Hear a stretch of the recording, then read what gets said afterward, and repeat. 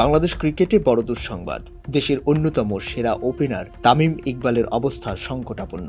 গুরুতর অসুস্থ হয়ে তাকে আইসিইউতে লাইফ সাপোর্টে রাখা হয়েছে। বর্তমানে তার হার্টের অবস্থা মূল্যায়নের জন্য এনজিওগ্রাম করা হচ্ছে।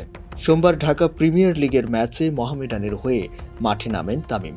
বিকেএসপির ৩ নম্বর মাঠে শাইনপুকুরের বিপক্ষে টস করার পরই তিনি অস্বস্তি বোধ করতে শুরু করেন।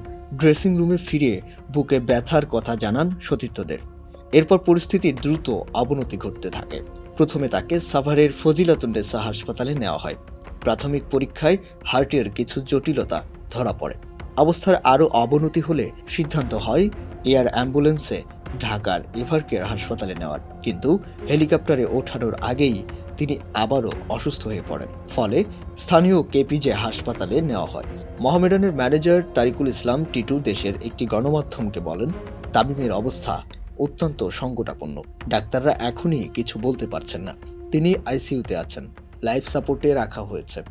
তার হার্টের অবস্থা যাচাই করতে অ্যানজিওগ্রাম করা হচ্ছে। পরিবারের সদস্যরা এবং বিসিবির কর্মকর্তারা তামিমের পাশে রয়েছেন। বিসিবির শীর্ষ কর্মকর্তা মাহবুব আনাম জানান, তার বুকে ব্যথা শুরু হওয়ার পর দ্রুত হেলিকপ্টার ডাকা হয়েছিল, কিন্তু শেষ মুহূর্তে অবস্থার আরও অবনতি হওয়ায় স্থানীয় হাসপাতালে নেওয়া হয়।